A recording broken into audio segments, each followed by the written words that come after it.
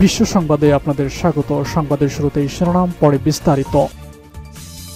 Israel ফিলিস্তিন পুরোদমে যুদ্ধ চলছে। এই যুদ্ধের সর্বশেষ আন্তর্জাতিক গুরুত্বপূর্ণ আপডেট সংবাদ জানিয়ে দিব। শুরুতেই জানিয়ে দিব, সবাইকে শেষ করো ইসরায়েলি গোলায় নিকি হেলি। এরপর জানিয়ে দিব গুরুত্বপূর্ণ সংবাদ, রাফায় ধ্বংসযজ্ঞে মার্কিন অস্ত্র ব্যবহার করছে ইসরায়েল। আরও থাকবে, রাশিয়ার ওপর সম্ভাব্য পরমাণু হামলার প্রস্তুতি নিচ্ছে ন্যাটো, রাশিয়ার গোয়েন্দা উপপ্রধানের তথ্য। আরও থাকবে, তেল আবিবের সঙ্গে সম্পর্ক ছিন্ন করে ইসরায়েলি নেতাদের বিচারের ব্যবস্থা করতে হবে পশ্চিমাদের। রাফা ইসরায়েলি পৈশাচিকতার বিরুদ্ধে তুরস্ক সহ বিশ্বের বিভিন্ন অঞ্চলে নিন্দা ও প্রতিবাদের ঝড়। এবং সর্বশেষ গুরুত্বপূর্ণ সংবাদ জানিয়ে দিব, হজে 1000 ফিলিস্তিনিকে রাজকীয় আমন্ত্রণ সৌদি আরবের, যে আমন্ত্রণ দিয়েছেন সৌদি বাদশাহ সালমান বিন আব্দুল আজিজ। সবাইকে শেষ করো ইসরায়েলি গোলায় বলছে নিকি হেলি। সাবেক মার্কিন প্রেসিডেন্ট প্রার্থী নিকি হেলি ইসরায়েলি গোলার উপর লিখেছেন, তাদের সবাইকে শেষ করো। আজ মধ্যপ্রাচ্য ভিত্তিক সংবাদ মাধ্যম আরব নিউজের এক প্রতিবেদনে তথ্য জানানো হয়েছে। প্রতিবেদনে বলা হয়, সাবেক মার্কিন প্রেসিডেন্ট প্রার্থী দৌড়ে থাকা রিপাবলিকান দলের নিকি হেলি লেবানন সীমান্তে অবস্থিত ইসরায়েলের সামরিক স্থাপনাগুলো পরিদর্শন করতে যান। এ সময় তিনি একটি হাসপাতালে ইসরায়েলি গোলায় লিখেছেন যে ফিনিশ দ্যাম বা তাদের সবাইকে শেষ করো, এটি লিখে তিনি ছবি তুলেছেন। সামাজিক মাধ্যম এক্সে ছবিটি পোস্ট করেছেন ইসরায়েলি সংসদ সদস্য এবং জাতিসংঘের সাবেক রাষ্ট্রদূত ড্যানি ড্যানন। ইসরায়েলি হেলির সফরের সময় ড্যানি ড্যানন তার সাথেই ছিলেন। ড্যাননের পোস্টে বেগুনি মার্কার পেন দিয়ে একটি শেলের উপর হাঁটু গেড়ে হেলির লেখা দেখানো হয়েছে। সেখানে লেখা ছিল ফিনিশ দ্যাম। ছবিটা পোস্ট করে ড্যানন লিখেছেন, এটি আমার বন্ধু সাবেক রাষ্ট্রদূত নিকি হেলি লিখেছেন। নিকি হেলি 2011 থেকে 2017 সাল পর্যন্ত দক্ষিণ ক্যারোলিনার 116তম গভর্নর হিসেবে দায়িত্ব পালন করেছেন। তিনি রাষ্ট্রপতি ডোনাল্ড ট্রাম্প দ্বারা জাতিসংঘে 29তম মার্কিন যুক্তরাষ্ট্রের রাষ্ট্রদূত হিসেবে নিযুক্ত হন এবং 2017 জানুয়ারি থেকে 2018 ডিসেম্বর পর্যন্ত কাজ করেন। এদিকে গত বছরের অক্টোবরে ফিলিস্তিনের স্বাধীনতাকামী সংগঠন হামাসের সাথে ইসরায়েলের সংঘর্ষ শুরু হওয়ার পর থেকে এ পর্যন্ত 36,050 ফিলিস্তিনি নিহত হয়েছেন। এ সময় আহত হয়েছেন আরও 81,026 জন। এর আগে ইসরায়েলে হামাসের যে হামলা চালায় তাতে 1200 জনের মৃত্যু হয়েছিল। হামাস 253 জনকে বন্দী করে নিয়ে গিয়েছিল।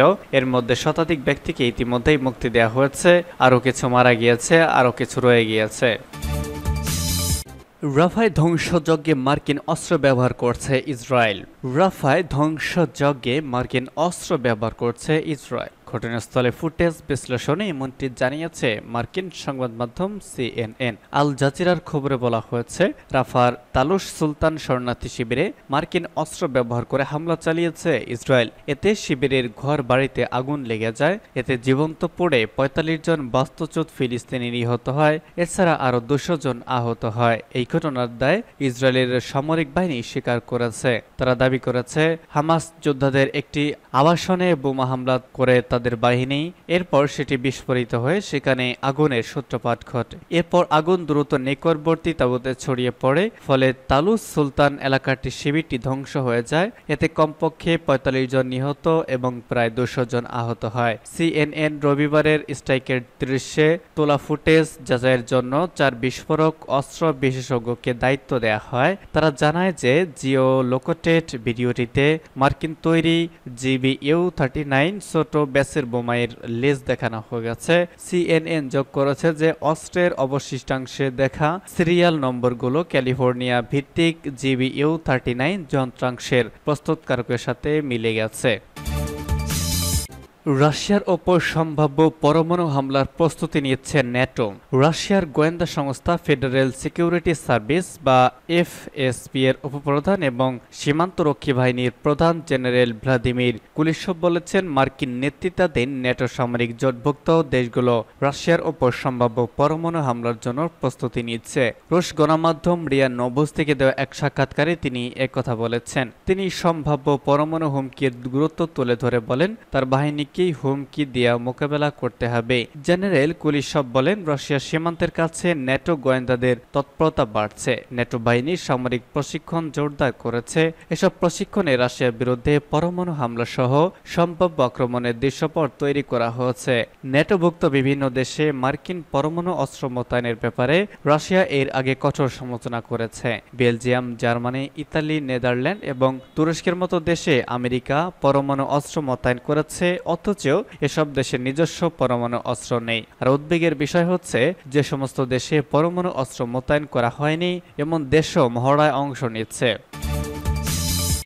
রাফা ইসরায়েলি পৈশাচিকতার বিরুদ্ধে তুরস্ক সহ বিশ্বের বিভিন্ন অঞ্চলে নিন্দা ও প্রতিবাদের ঝড়। রাফা শহরের ইসরায়েলি অপরাধযোগ্যের নিন্দা জানিয়ে বিশ্বজুড়ে নানা অঞ্চলে স্বতঃস্ফূর্ত মিছিল ও প্রতিবাদ বিক্ষোভ হয়েছে। প্রতিবাদীরা গাজায় যুদ্ধ অবসানেরও ইসরায়েলি অপরাধযোগ্য বন্ধের দাবি জানাচ্ছেন। তুরস্কের ইস্তাম্বুল, জর্দানের রাজধানী আম্মান, ব্রিটেনের ম্যানচেস্টার, ইরাকের রাজধানী বাগদাদ ও জার্মানির রাজধানী বার্লিন সহ বিশ্বের বহু শহরে হয়েছে এইসব বিক্ষোভ। ইহুদিবাদী ইসরায়েল রবিবার রাতে রাফার পশ্চিম উত্তরাংশে শরণার্থীদের নানা কেন্দ্রে ও তাঁবুগুলোতে নির্বিচার বোমা ও ক্ষেপণাস্ত্র হামলা চালালে কমপক্ষে 50 জন ফিলিস্তিনি শহীদ হন। গাজায় ইসরায়েলি অপরাধযোগ্যের প্রতিবাদে আবারও ব্যাপক বিক্ষোভ হয়েছে তুরস্কে ইসরায়েলি কনসুলেটে অগ্নিসংযোগ করেছেন বিক্ষোভকারী প্রতিবাদরা।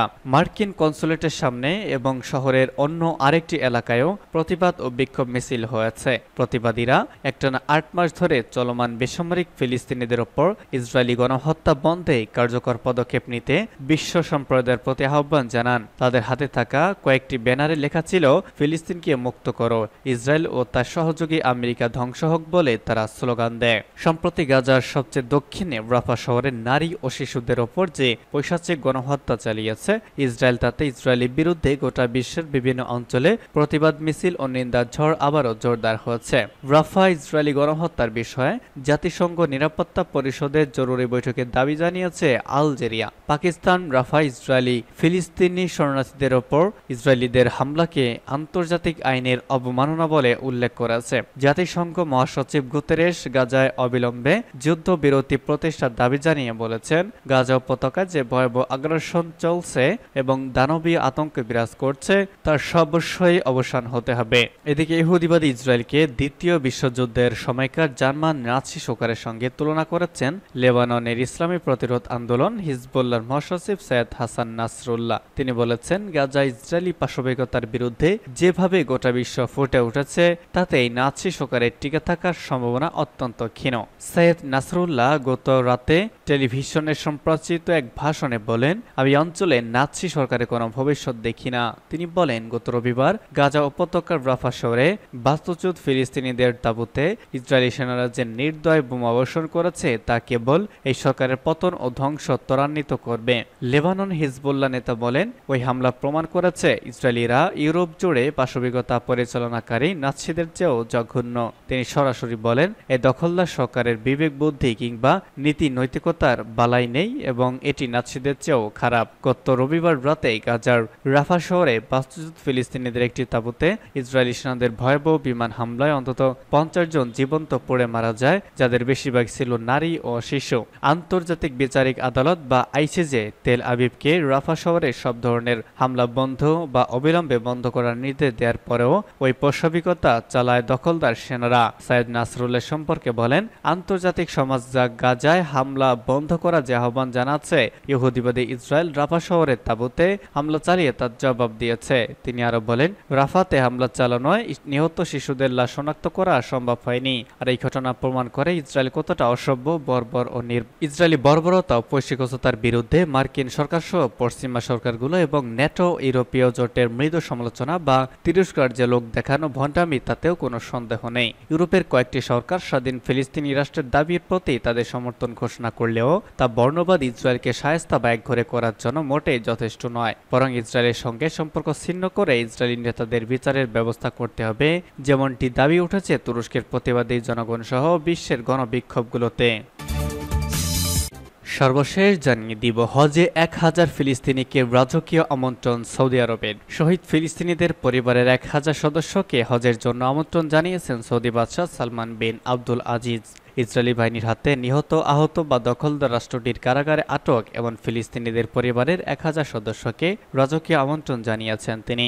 আরব নিউজের খবরে বলা হয়েছে, বাদশাহ সালমান গতকাল 2322 জন হজযাত্রীকে রাজকীয় আতিথ্যে দেওয়ার পরামর্শ দিয়েছেন, যার মধ্যে ইসরায়েলের হাতে নিহত, আহত বা ইসরায়েলি কারাগারে আটক ফিলিস্তিনিদের পরিবারের 1000 সদস্য রয়েছেন। সৌদি প্রেস এজেন্সি জানিয়েছে 88-এরও বেশি দেশের 100 বা 1300 জন এবং সৌদি আরবে বিচ্ছিন্ন হয়ে যাওয়া জোড়া লাগানো যমজ শিশু পরিবারের 22 সদস্যকেও হজে আমন্ত্রণ করা হবে। এই প্রকল্পটি সৌদি আরবের ইসলামিক অ্যাফেয়ার্স, দাওয়া এবং গাইডেন্স মন্ত্রণালয়ের তত্ত্বাবধানে পরিচালিত হয়। 26 বছর আগে প্রতিষ্ঠার পর থেকে কর্মসূচির আওতায় 60,000-এর বেশি হজযাত্রীকে আমন্ত্রণ জানানো হয়েছে। সৌদি ধর্ম, দাওয়া ও গাইডেন্স বিষয়ক মন্ত্রী ডক্টর আব্দুল লতিফ বিন আব্দুল আজিজ আল শেখ বলেন, এই আদেশটি বিশ্বজুড়ে মুসলমানদের জন্য সৌদির নেতৃত্বে অব্যাহত যত্ন এবং মুসলমানদের মধ্যে ঐক্য ও ভ্রাতৃত্ব জোরদার করার প্রচেষ্টাকে প্রতিফলিত করে। এছাড়া মন্ত্রী বলেন, এই হজযাত্রীদের আতিথেয়তার প্রস্তুতি শুরু হয়েছে এবং একটি কৌশলগত পরিকল্পনা তৈরি করা হয়েছে।